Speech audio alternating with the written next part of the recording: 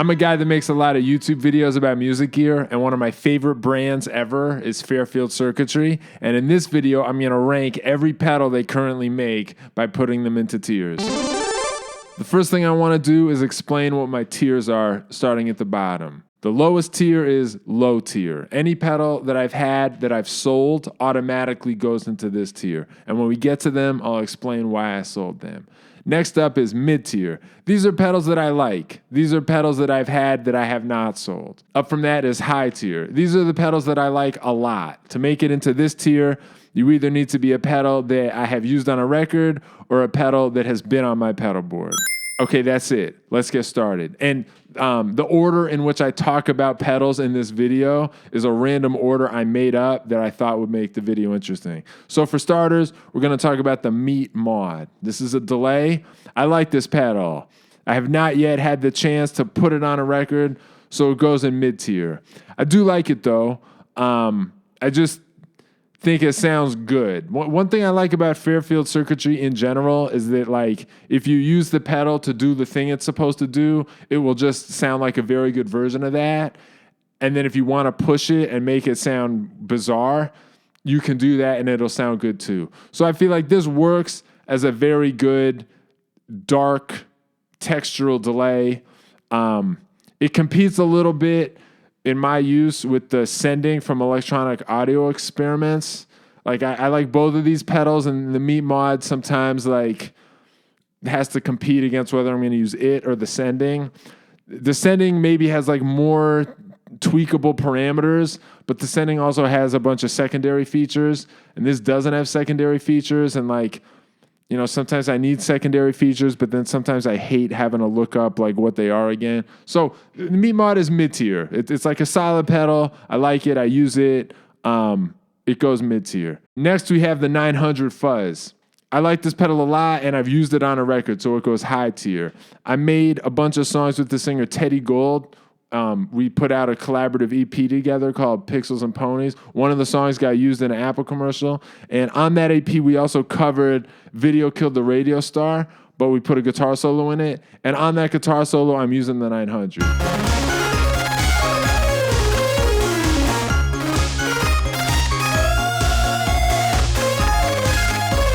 So 900 is used on a record. It's automatically high tier.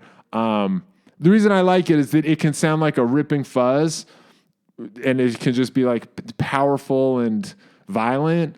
But there's some also lo-fi sounds you can get, and you can get some like glitchy Velcro bullshit, and you can clean it up. It's just a very usable fuzz, whether you want to be like stupid or not stupid. And I've already used it on a record. I expect to use it more, so this is high tier. Next, we have the other Fairfield Fuzz, the Unpleasant Surprise.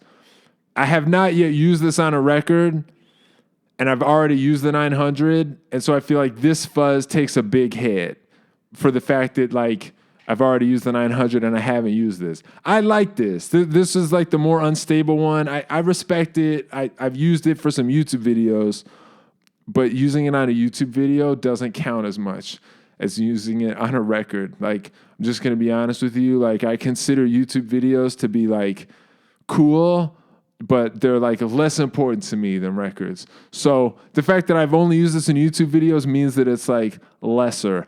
Maybe someday I'll use it on a record, but that day has not yet come. The thing about this is that it's like unstable and weird and cool, and usually I like things like that, but this pedal kind of just makes me want to use like a real Schumann PLL. The PLL was this phase-locked loop, weird fuzz pedal made by a guy named Schumann, who I understand went insane. My producer, Jeff Stanfield, has like a real Schumann PLL. And every time we get together, I try to use that on something. The data corrector from Earthquaker Devices was also based on the Schumann PLL. I don't think this was based on that. I don't know if there's a relationship there, but this pedal makes me wish I had a real Schumann PLL. You know, maybe if I spend more time with it, I'll like get better at using it in its own way. I'm open to that possibility. But for now, this has to be mid-tier. And it's lower mid-tier. That's the other thing, is that each tier is also ranked. So like the further to the right you are in a tier, the lower you are. So since 900 like took an early lead, Unpleasant Surprise like by comparison suffers. So it's going mid-tier towards the back. Next, we got the Long Life. I like this one. This is high tier. I was talking about my producer, Jeff Stanfield, a second ago. He's got his own band with Jeff Taylor, a friend of mine, called Farmer, and I used the Long Life on one of their songs on White Light. If you listen to White Light, all those downstrokes are distortion going into the Long Life. The thing I like about this pedal is that you can create very EQ specific, very sort of like notchy, weird Queens of the Stone Age style distortion sounds. That's maybe my favorite thing to do with the Long Life. So I'm putting it high tier. I use it on a record. It's like important to me. Sometimes if I don't know exactly how to get inspired about a part, I'll take the sound I currently have and then run it into the Long Life and just try to make it more unusual from an EQ perspective. So this comes in handy. So I'm putting it high tier. That said, it is like a utility pedal. It is like an EQ. And like, there's a limit to how much sex appeal like an EQ was ever going to have for me. Judge me how you will for this. I tend to put utility pedals in my high tiers a lot because they're utility pedals and they wind up on records and they're important. But I don't ever like, sometimes it's hard for me to just like really get passionate about an EQ at the end of the day. Maybe that's my own limitation, but this is my tier list. So this is going high tier, but it's not the highest in the high tier. I think I put it behind the 900. I think the 900 is like, it's easier for me to get excited about the 900 and like think of ways I'm going to use the 900. Whereas the Long Life to me is more sort of like, if I'm having trouble and I don't know what to do, sometimes this can fix it. I'll put it like that.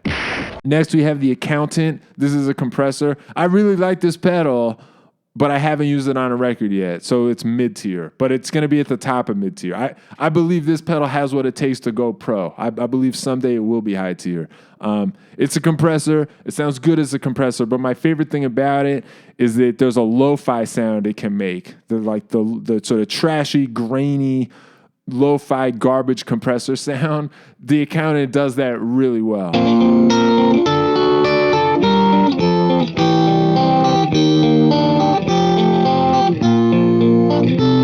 So I'm looking forward to using that on a record at some point. It's also small, so it's like it can be sort of a problem solver on pedal boards. It's like easy to put on a pedal board, and compressors can be useful there. So I feel like its time will come also in some pedal board of the future of mine. So it's at the top of mid-tier. I get it's weird that like I've set up my tiers in a way that like I sound more enthusiastic about the Accountant than I did about the Long Life, but the Long Life is high and the Accountant is mid. Like we're all just gonna have to deal with that. Like I tried to set up my tiers so that the criteria were like very empirical. You know what I mean? Like obviously it's all just my opinion. I realize that, but like I tried to make it so that there's like no guessing and bullshit. You know what I mean? Like that was my goal. Judge for yourself whether or not I have succeeded.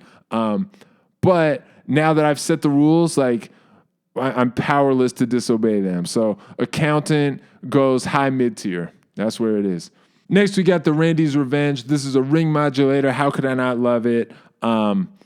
This is a cool one. It can do one really specific thing that I think is valuable, which is that you can listen to the internal oscillator and use that. You can send that out of the pedal and just use it as like a low-tech one-knob synth if you want to.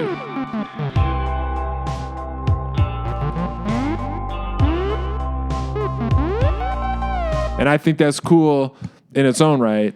But it's also worth noting that the Moog pedal ring modulator could also do that. The MF102, the Mooger Fooger ring modulator, that could also do that, but they don't make that anymore, and those can be expensive on the used market.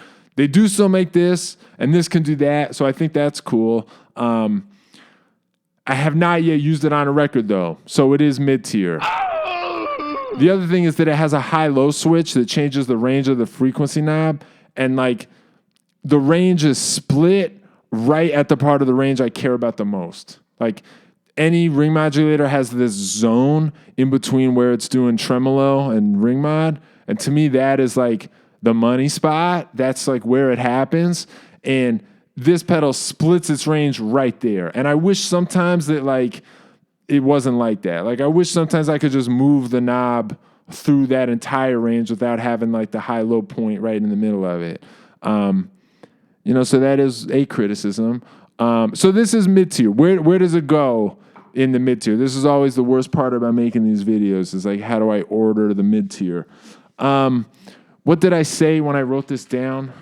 I'm putting it at the middle of the mid-tier. How's that for a cop-out? I'm like hiding it in the middle of the mid-tier. It's a good pedal. I'm sure I will use it. The low-pass filter is cool. You can sort of like hide the ring mod. You can use it as sort of like a drive pedal that's just got some like crazy Jeff Beck aggression hiding behind it.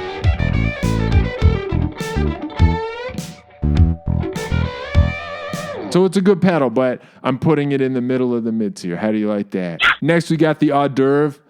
Let me just say now, I don't understand Fairfield pedals names. Like, why is it called the hors d'oeuvre? Why is it called the meat mod? I don't know anything about that. They do send me these pedals. That's the other thing we got to talk about. I haven't paid for any of the pedals in this video. They were given to me for free for YouTube videos that I was then paid to make. So does that fuck up my ability to talk about any of this? Like, you got to decide for yourself. Judge my integrity however you want, okay? I'm giving you the information. I did get this shit for free. I do get paid to make these videos. Now you know. You got to decide whether you could trust me. In the meantime, the hors d'oeuvre is a personal fave. This is going high tier. I've used it on a record, but not just any record. I've used it on my next record, which hasn't come out yet, but someday it is going to come out, and you're going to hear me use the hors d'oeuvre. My favorite thing to do with this is to put octave effect, especially like an analog octave up effect, like the Tentacle from Earthquaker Devices. I feel like Earthquaker Devices and Fairfield Circuitry, like those pedals tend to play well together. Anyway, if I put an analog octave up effect in the feedback loop of this, it produces a really unusual effect. And so I have a whole song on my record that is like, uses that.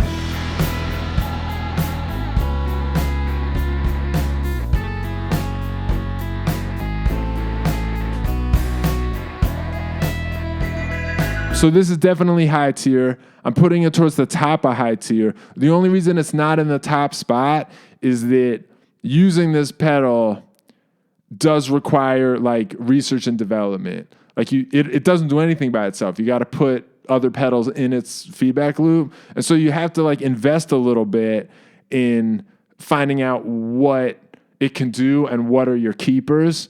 And I like that. I like that it's sort of like a long-term discovery pedal that you like build up a relationship with and you sort of like put together where your sounds are.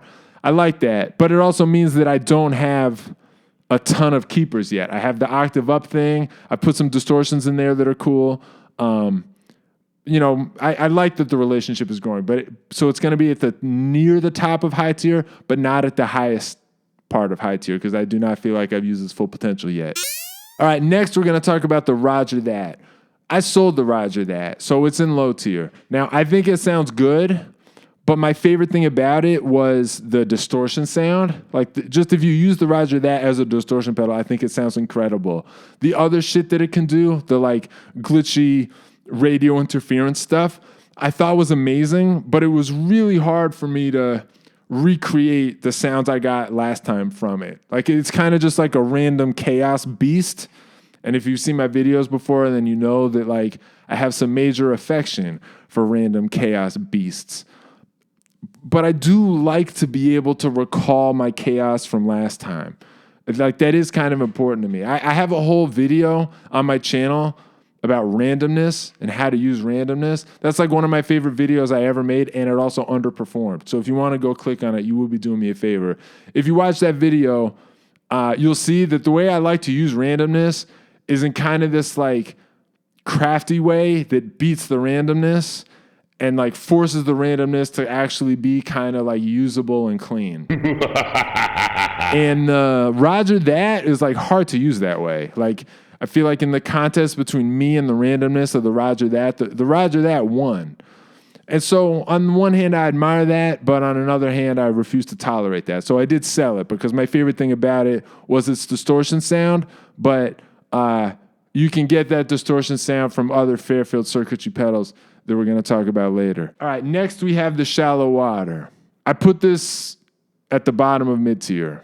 And I'm not doing that to like rage bait anybody. Like, I know this pedal is amazing, and I know in some ways it's like maybe the Fairfield flagship pedal, and I also know that there's like a whole sort of subgenre of lo-fi that like gained a lot of strength on this pedal, and I respect all of that. It does this sort of like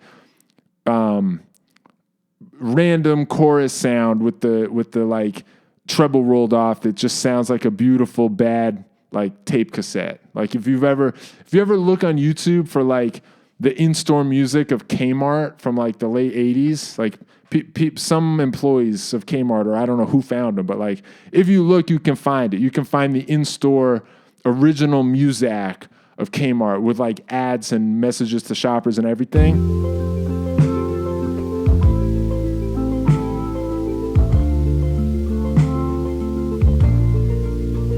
Whether you hate it or love it, it's got vibe. There's like a lot of vibe on those old tapes, and they sound like tapes. And the Shallow Water can sort of like take you right there. So all of that is to say that like I get it and I admire it, but I put it towards the bottom of mid-tier because I have other lo-fi vibratos that I just prefer. I'm sorry to say. I mean, I guess I'm not sorry. Like I'm not sorry to say. The ZVEX Lo-Fi Junkie, that lo-fi vibrato has the treble roll-off thing in a way that is just already exactly what I want. And the Benson delay, if you can set the Benson delay to also be a vibrato, and that has a random LFO in it too. And so the Benson delay, something about the way that pedal is just like tuned is just a little more to my taste. So the Shallow Water rules, but it competes with other pedals that I end up using more. I'm just telling you the truth. So by my own rules, the Shallow Water goes towards the bottom of mid-tier. Now, I'm not a lunatic. Like, I'm not going to sell it. Like, I know how good this pedal is. So I'm not going to sell it. So it's like not low tier, but it is towards the bottom of mid-tier. All right. Last, we got the Barbershop. This is one of my favorite distortions ever. This is high tier, and it's at the top of high tier. I love the distortion in this pedal. I think my two favorite distortions in the whole world are this and the 5150 distortion from MXR. The 5150 can do like a much more high gain, like modern distortion sound, and that's cool. But every time I use this for something that I think needs the higher gain thing, this ends up sounding good too. Like for YouTube videos, I've covered Slayer with this.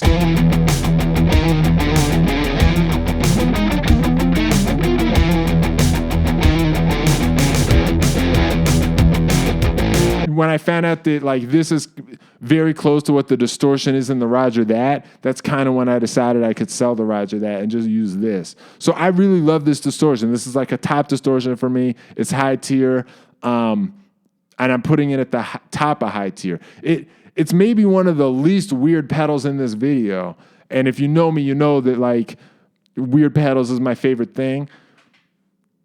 But I think this is in some ways like an even bigger accomplishment. Like it's just a 3-knob pedal that sounds good no matter what. And like when a brand can really nail one of those, in some ways I feel like it might be the hardest thing to do. Like any weird pedal can be made to sound weird, and like you can just build some weird thing around. I do that all the time, and like I love that, and I live in that world. But this is just sort of like the perfection of an AC/DC song or something like that. Like something that just gives it to you and is perfect. So I'm putting this at the top of high tier. Now, if you've watched my videos before, you know that sometimes when I do a tier list, there's an ultra tier. And I define ultra tier as a pedal that is like, has become part of my signature sound. Like a pedal that I use so much or has become so important to me that if I lost it, it would be difficult for me to work. In all honesty, I don't think any Fairfield pedal rises to that level.